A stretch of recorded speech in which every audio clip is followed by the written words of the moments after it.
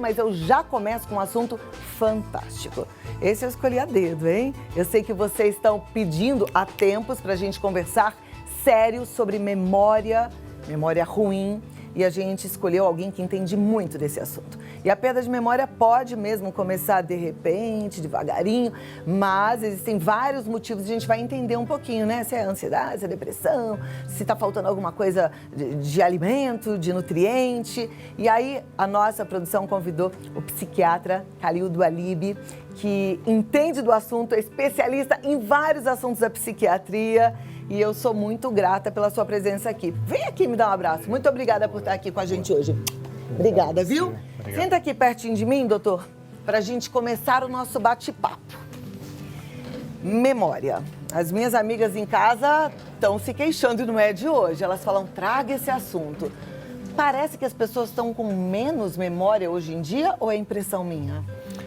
Olha, não é impressão não, mas tem dois fatos que colaboram muito com isto. O primeiro é que nós estamos envelhecendo mais. Então, a população como um todo está muito mais idosa, isso é uma coisa extremamente boa. E aí vem as doenças da terceira e da quarta idade. E a alteração de memória está em várias doenças, então a gente pode pensar um pouco nisso. E a segunda coisa, o mundo é muito mais estressante hoje. E o estresse é muito impactante na memória, Cláudia. Infelizmente, as pessoas que estão naquele estresse do dia a dia, aquele estressor que é pequeno, mas é longo ao longo do tempo, isso é muito ruim para a memória. Hoje em dia, com o smartphone mesmo, né? Eu fico pensando, as mães vão trabalhar, mas elas continuam conectadas com o filho na escola. Às vezes é o vídeo que está instalado em casa. Quer dizer, tem que estar com a cabeça em vários lugares ao mesmo tempo, né? Conectado em tudo o tempo todo. E não dá.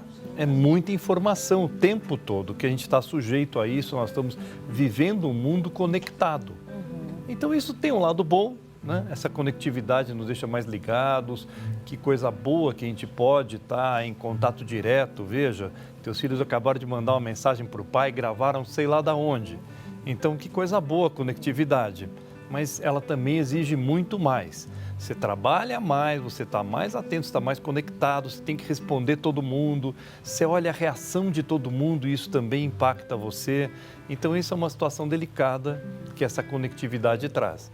Agora, a principal questão ligada à memória é a gente poder entender se isso seria uma doença que precisaria ser detectada. Então, tem vários quadros neurológicos que dão alteração de memória. Todo mundo tem muito medo. Será que eu vou ter Alzheimer ali na frente? Eu tenho uma tia, eu tenho a minha mãe, a minha avó que ficaram com Alzheimer. Então, esse é o primeiro grande risco e o temor que as pessoas costumam ter. Olha, eu olho alguém, eu não reconheço, eu sei que eu conheço, mas eu não sei bem da onde, eu não lembro o nome, eu troco o nome, o que será que eu fiz hoje de manhã que eu não estou recordando? Então, essas alterações de memória, elas precisam ser avaliadas para você reparar se não tem realmente uma doença que esteja ocorrendo. E felizmente para isto nós temos uma detecção, você tem exames que podem ser feitos e aí você detecta e pode estar tratando isso adequadamente, mas a memória também está afetada em déficit de alguns alimentos, por exemplo. Algumas vitaminas, então um déficit importante de vitamina D acaba repercutindo na memória.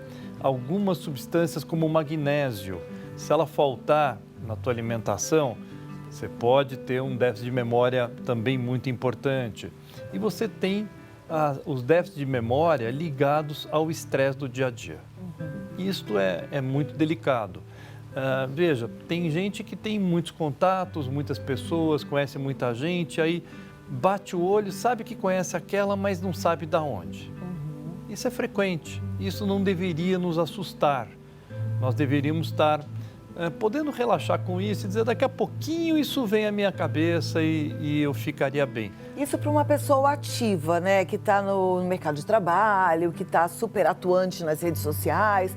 E para uma pessoa mais tranquila, às vezes já até aposentada, isso pode ser também estresse? A pessoa ser aposentada não quer dizer que não seja estressada.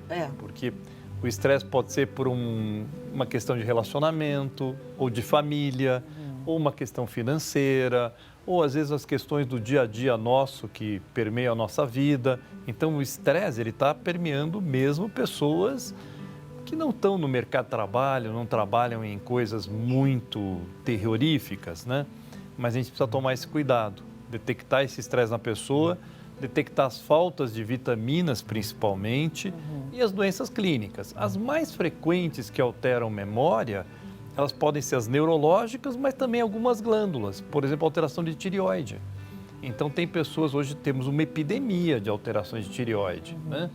Uma coisa assim muito delicada, tem crescido no mundo todo, as doenças da tireoide, elas também podem afetar a memória quando elas têm principalmente um hipotireoidismo, um funcionamento abaixo do que seria o normal. Então essa pessoa fica lenta, ela não consegue lembrar na hora o que ela gostaria de lembrar ali. Então é um médico que deveria ser consultado a priori para poder entender o que acontece, pedir todos os teus exames, olhar direitinho isto e ver qual o caso. Felizmente, a maior parte é pelo estresse. Por que felizmente? Porque isso pode ser modificável. É isso que eu acho interessante, porque todo médico fala assim, o estresse é um vilão, né? Já entendi que o estresse tem que ser combatido. Mas como combater? Você falou, é evitável. Como evitar o estresse? Olha, teoricamente é simples. Não é simples a gente colocar isso na vida da gente, mas teoricamente é simples. Você deveria detectar todos os pontos que realmente te incomodam. Nem sempre eles são tão claros. Às vezes é um relacionamento, às vezes é uma situação econômica, às vezes é uma situação com algum filho, mas às vezes não é tão grande assim e esse estressor pequeno e longo é o que mais incomoda o cérebro. Então a gente deveria detectar tudo. Pare um minuto, faça uma lista, sem, não, isso, então coloque tudo que vier à tua cabeça que te incomode. Comece a detectar, veja realmente o tamanho de cada coisa. Às vezes a gente dá um valor muito grande para algo que talvez não seja tão grande assim.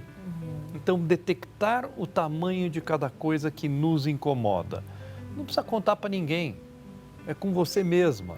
E aí, colocar os fatores que são benéficos ao estresse. Então, atividade física regular. Acabei de voltar de um congresso e a coisa mais importante para prevenir doenças neurológicas lá na frente, atividade física regular, 4, 5 vezes por semana, 40 minutos cada vez.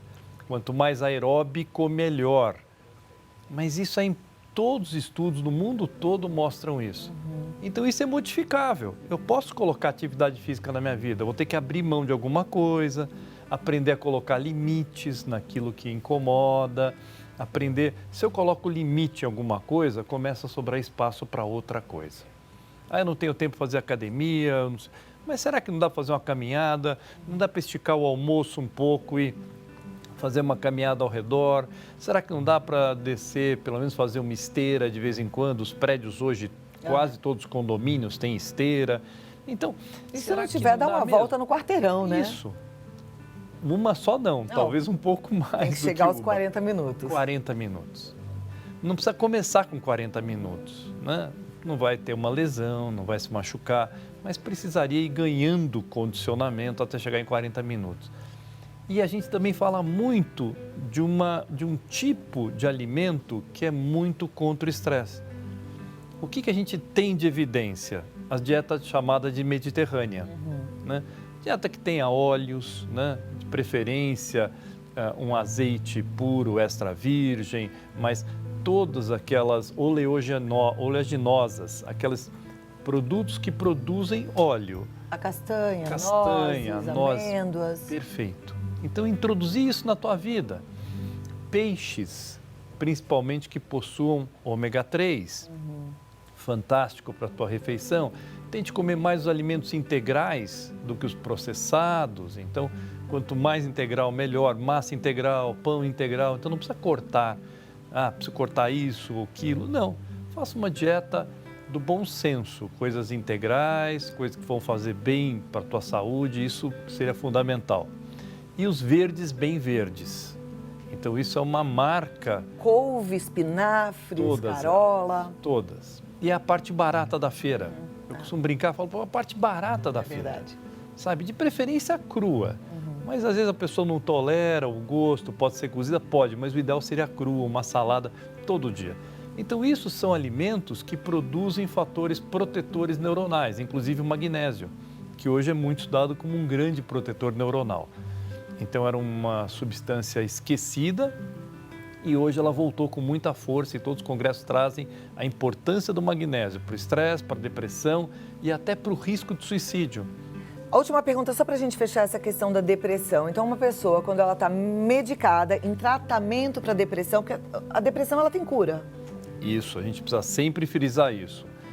A depressão tem uma cura desde que se trate completamente, fique sem nenhum sintoma e esse tratamento seja mantido por um prazo mais longo. Então, em tratamento, o paciente ainda tem sintomas da depressão, então a memória ainda pode estar afetada.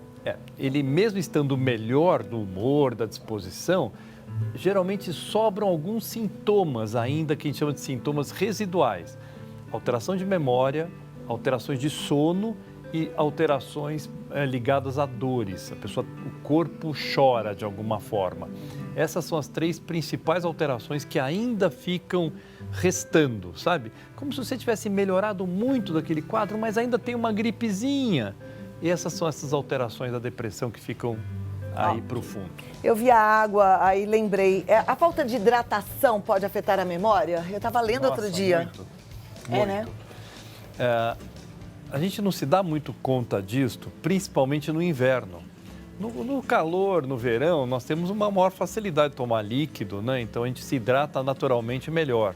Mas principalmente no inverno, a gente esquece de tomar água, só vai tomar água na hora que tiver sede. Isso é muito ruim para o organismo. Já conversei com alguns médicos que me falaram que o idoso ele fica com uma percepção menor em relação à sede, que ele acaba esquecendo mesmo de tomar água. Isso pode piorar, né, se ele esquecer de tomar água, então. Ele vai desidratar, que é um problemão para o idoso. A pessoa desidratada, ela pode chegar até um estado confusional. Então, ele tem idosos que ficam confusos pela falta de água. Então, precisaria tomar líquido regularmente. Hoje existem até aplicativos, né, que te lembram de quanta água você precisa tomar, mas eu acho que não precisa nem colocar um aplicativo, é colocar um alarme no teu celular. Coloca um alarme, de hora em hora tente tomar um copo d'água, isso te faria extremamente bem. Isso não vai deixar toxinas se depositarem, melhora toda a tua hidratação, melhora a pele, as moças estão sempre ligadas também na pele, a pele vai ficar melhor. Melhora tudo. Eu amo, tomo água o tempo todo. Funciona melhor teu intestino, melhor laxante que a gente conhece, a água, então... Tem que tomar água. Vamos falar de Alzheimer. Esse é um tema que as pessoas ficam apavoradas, né? Ninguém quer ter e quem está convivendo com ela sabe que é uma doença complicada. Tem um fator genético? Olha, isso hoje a gente não tem nenhuma dúvida disto. Os quadros demenciais, todos, Alzheimer é uma delas, é a mais grave, é a mais prevalente. A Alzheimer é a mais frequente de todas elas, mas existem outras demências. Mas o Alzheimer, ele tem uma característica genética importante. Se você teve alguém, uma avó, uma mãe, um pai, alguém que teve um quadro demencial, então você deveria estar desde cedo se preparando para deixar o seu cérebro exercitado e, ao mesmo tempo, fazer toda a prevenção para que a gente não vá até aquilo. Então, isso é muito importante para a gente poder fazer. Alzheimer é uma doença degenerativa, é uma proteína que se deposita nas células e as células vão perdendo a sua função. E isto é bem interessante porque o que é que limpa o cérebro? Existe um sistema, como se fosse um serviço que durante a noite limparia o cérebro. Ele acontece principalmente em uma fase do teu sono. Então você tem que dormir adequadamente para que essa limpeza ocorra durante a noite. E você não deposite esse tipo de proteínas dentro das células. Então quem dorme melhor é a pessoa que tem menor risco para ter Alzheimer. Então, essa é a melhor coisa que a gente pode fazer pela gente, ter uma qualidade de sono boa. A segunda coisa que você pode fazer é a atividade física. A atividade física produz beta-endorfina. A endorfina é uma substância muito importante dentro do neurônio. Então, ela pega todos aqueles neurotransmissores, tudo que está acontecendo com você e ela limpa isso dentro do neurônio. Ela faz o neurônio funcionar adequadamente, na velocidade correta, na ligação correta. E isto nós não temos ainda nada que faça, nós não temos como dar endorfina para você. Mas você pode produzir endorfina, atividade física, acupuntura e quando você está feliz. Você está feliz, aumenta a tua endorfina. Poxa, então promover aí momentos de felicidade, né? Seria fantástico para a endorfina. Fugir da tristeza. E o Alzheimer, eu queria trazer uma coisa, o cuidado que tem que ter com o cuidador do Alzheimer. Então, quem cuida de alguém que tem Alzheimer sofre muito, porque é um desgaste, a pessoa começa a deixar de estar ali, não é mais a tua avó, não é mais a tua mãe que está ali, é o corpo da pessoa, mas às vezes a pessoa nem te reconhece e às vezes é um sofrimento muito grande. E geralmente se destaca alguém da família para ser esse cuidador, para estar lá. E isso é muito triste, muito difícil para o cuidador. O cuidador precisa ser cuidado. Para não entrar numa depressão, claro, e depois para não repetir todo esse quadro, né, que a gente já conversou e entendeu aqui. Temos várias perguntas, doutor. A primeira delas diz assim: boa tarde, minha irmã às vezes tem perda de memória, esquece fácil das coisas. Sei que ela é muito estressada. Essas perdas de memória podem acontecer por causa do estresse? Sem dúvida, mas eu perguntaria primeiro a idade da pessoa, né? Então, o estresse é fantástico para dar realmente alterações de memória.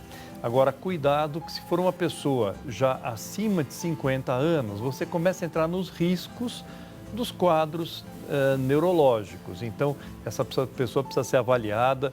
Eu gosto de falar sempre de estresse, mas nós precisamos afastar as doenças clínicas.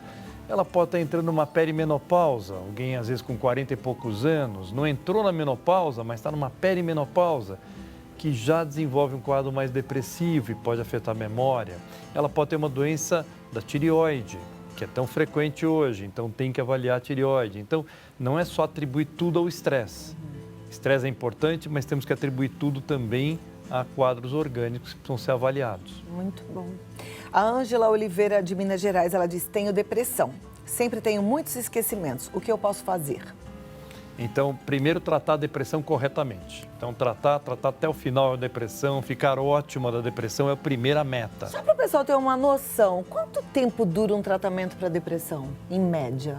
Olha, se a pessoa tiver um primeiro episódio de depressão, a partir do momento que ela me disser que está ótima, eu vou manter o tratamento no mínimo mais 6 meses ou até 1 ano.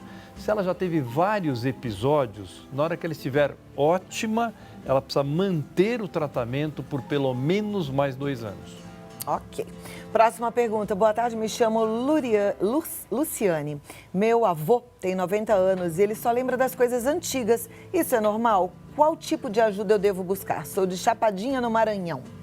Olha, você tem coisas que você pode fazer com o teu avô para estimular ou tentar estimular a memória dele.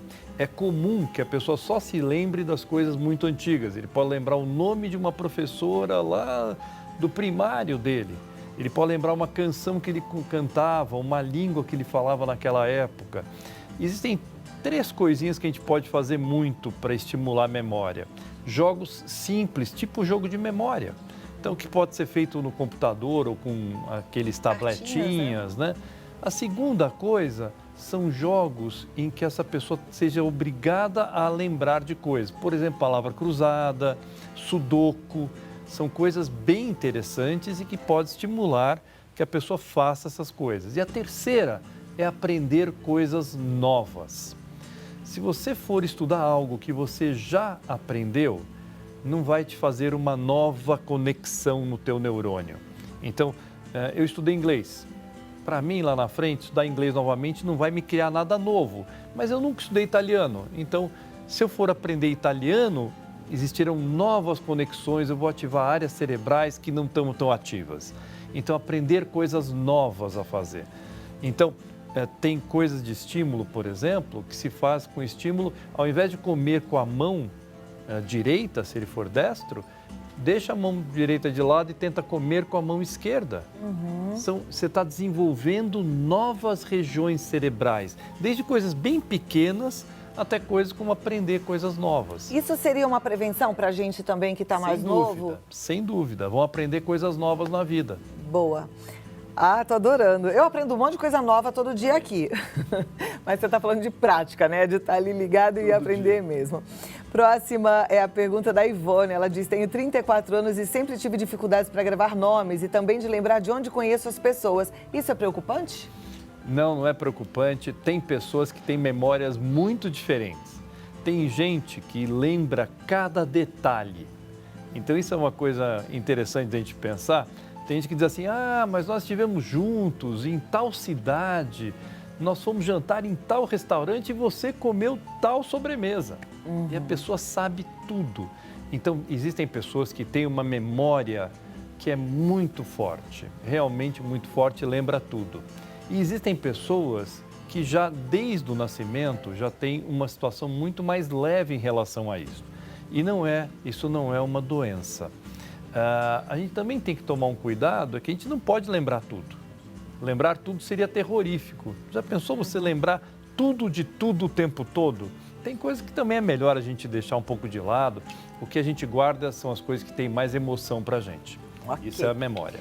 Tem uma pergunta interessante aqui. Ela diz assim, a da Doris Marra Rodrigues, ela é de Araguari, Minas Gerais. Ela quer saber se existe algum tempo, se existe essa comprovação de deixar a mente sem ocupação por um determinado tempo para evitar o estresse. Não existe o tempo determinado, mas isso é uma coisa muito boa que você está propondo, que a gente pudesse realmente ficar vazio, sem essas coisas todas do pensamento.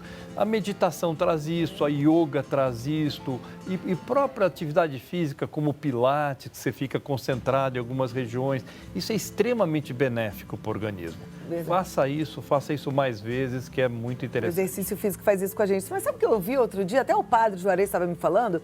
Quem acompanha as rezas também tem um tempo de higiene mental, porque está ali repetindo. Quem vai, por exemplo, a uma cerimônia, uma celebração, uma igreja, e canta, e está ali cantando também, está fazendo uma higiene mental. Você sabe que isto ativa a região cerebral. Então, a pessoa acreditar, ela orar, meditar, participar de um culto, isto é algo extremamente benéfico. A gente vai ficar olhando o cérebro durante esse período e a gente vê algumas regiões cerebrais mais ativadas quando a pessoa, mas ela precisa acreditar, precisa ter fé. Que legal isso, gente. Olha, tenho 66 anos e minha memória é terrível. Esqueci muitos momentos da minha vida. Morei em 7 cidades diferentes sendo professora. Trabalhei com uma quantidade muito grande de alunos e colegas de trabalho. Será por essa razão? Bom, a chance de alguém que conhece muita gente não conseguir lembrar do nome ou de situações é muito maior. Imagina uma pessoa que morou em 7 cidades, foi professora, deve ter passado milhares de alunos com ela. Como é que não dá para lembrar mesmo? Eu tenho uma situação parecida, viu, professora? Eu dou aula há 30 anos na faculdade. Tive muitos alunos. E às vezes alguém me encontra, ô professor, eu falo, que bom te rever, mas eu não tenho a menor ideia se ele foi aluno há 1 ano atrás, há 3 anos atrás. O nome, então, nem pensar. E eu acho que eu ainda não estou com Alzheimer. Paciente você não esquece, né? Não, paciente Meu nome é Cláudia, presta atenção. Olha, doutor Dualib, Calil Dualib está no telefone 11 3284 5876.